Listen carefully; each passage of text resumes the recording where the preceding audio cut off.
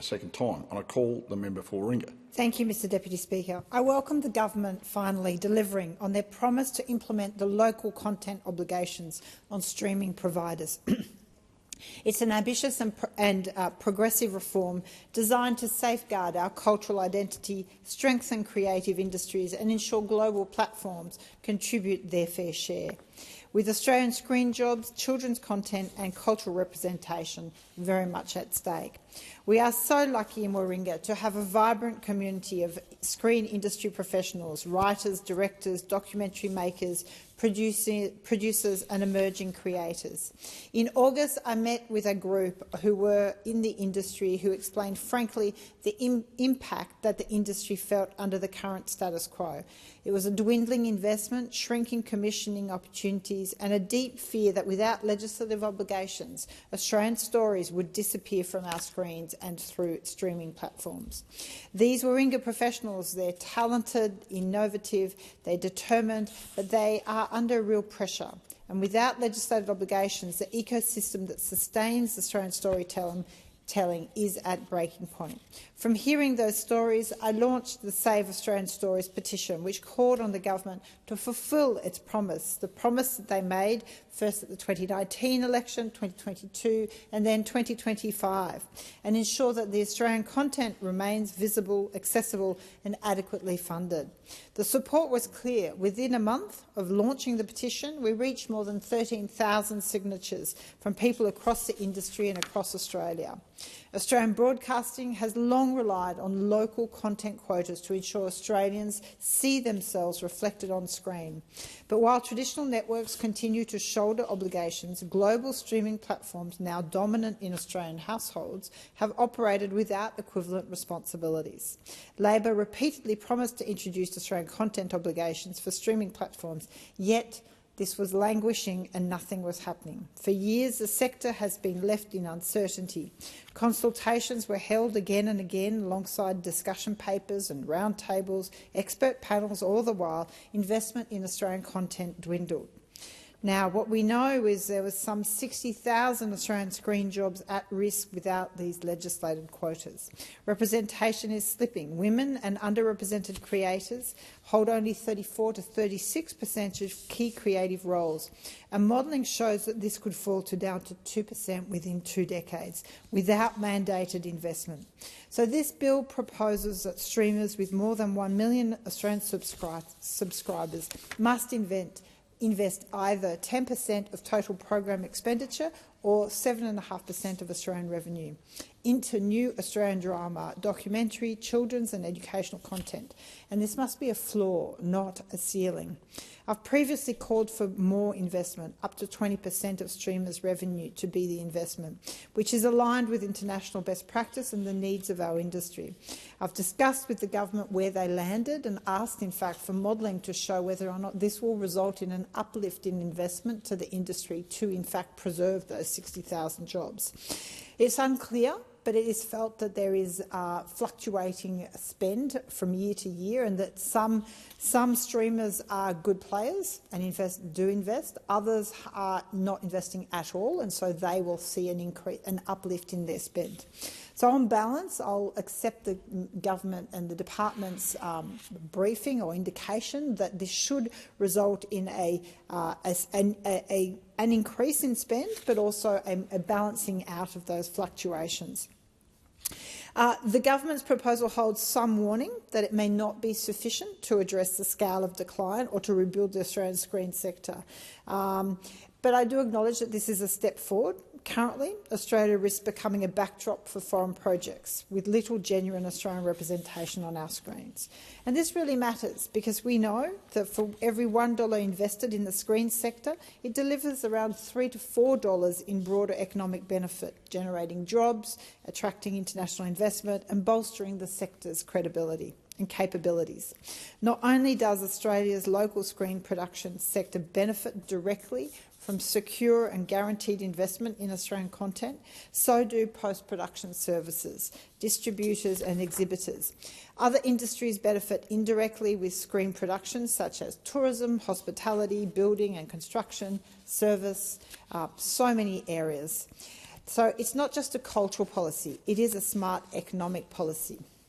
So this bill is a significant step forward, but we need to make sure that the obligation balances investment to sustain and build the industry, while making sure the streamers can continue to operate with regulatory certainty.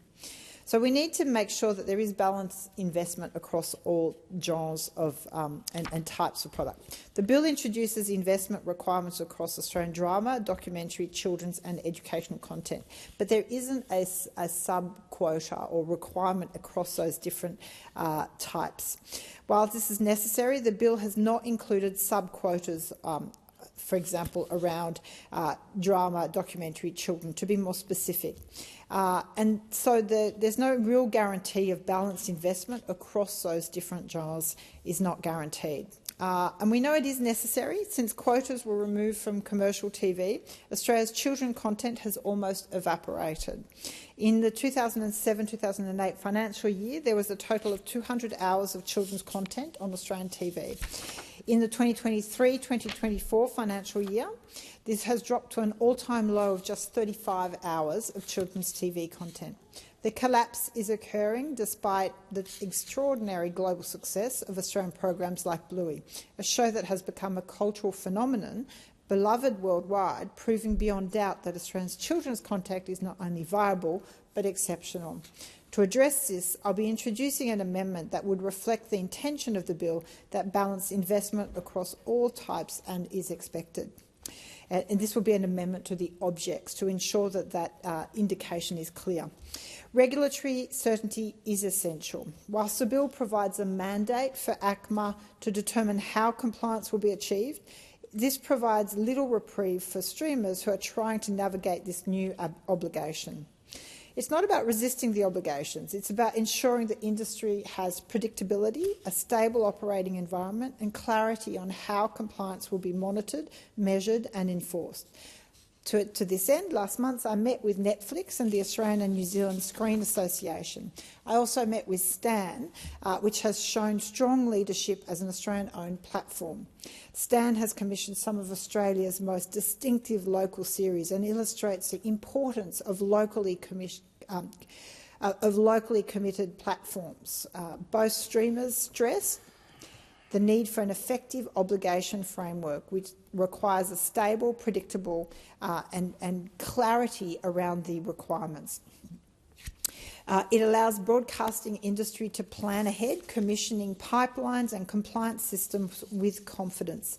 So any uncertainty around enforcement, definitions or reporting frameworks risks discouraging investment rather than encouraging it. So the government must ensure that ACMA's regulatory approach is not only strong but also transparent, consistent and properly resourced. We need to make sure Australian-owned production companies are in fact the beneficiaries of this. We must avoid a scenario where increased investment flows predominantly to foreign-owned production companies operating in Australia at the expense of locally owned independent Australian producers. To genuinely strengthen the Australian screen sector, policy and regulation must ensure that new investment supports the Australian businesses, creative talent and cultural perspectives that anchor our national storytelling. If implemented with care, foresight and proper oversight, this bill can be transformative, setting the new foundations for ambitious, progressive and accountable future for Australian screen content. We need clear funded enforcement capability. ACMA must be resourced to enforce obligations and investigate ownership structures, including international corporations operating behind the corporate veil. There needs to be a reasonable transition period.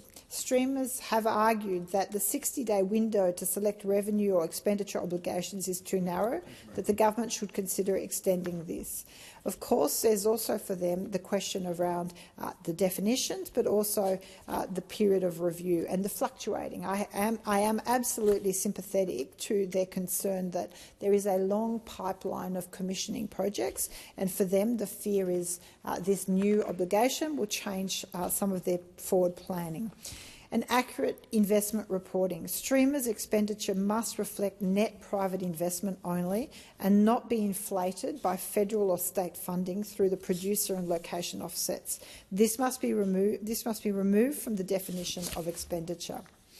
Of course, new legislation like this, we need to make sure we have a robust review period to consider whether it is working or whether it has had unintended consequences. The government has proposed a robust 4-year review to consider whether or not by that time we would need doubling the requirements for sub-quotas for children and documentary content visibility, requirements for Australian titles, and supporting Australian-owned production companies. So the question is essentially, without being too specific in this round and this legislation, in 4 years' time the government will look to see whether in fact the things that we're warning of now will come to pass. And that's why I would urge the government to consider the amendment that I will be moving to the objects to make sure that there is clarity on all streamers to comply with that need for diversity of investment. Supporting Australian-owned production companies is important. We have to avoid a scenario where increased investment flows primarily to foreign-owned companies operating in Australia behind corporate veils. So I welcome the government introducing the bill. The Australian screen industry cannot survive in its current form, but let's be clear, it's well overdue. There is some complexity. There hasn't been broad consultation on where the bill has finally landed, and there are concerns from all involved as to how it's going to work in application. Whether or not there is going to be sufficient certainty around the definitions of Australian content and what some of the issues that I've touched on in terms of what will be included in that spend. But let's make sure this legislation marks the beginning of a more ambitious, progressive and accountable and optimistic future for Australian storytelling. We know, if we go back to where this all started, the importance of safeguarding our culture and Australian stories on our screens. As more and more households turn to streamers for their content and their entertainment, we have to make sure there is good Australian stories being told. Streamers like Stan have been putting great content. There's some of my favourite shows of recent years have in fact been there. But we have to make sure that all platforms are contributing to this incredible industry and making sure we keep saving Australian stories.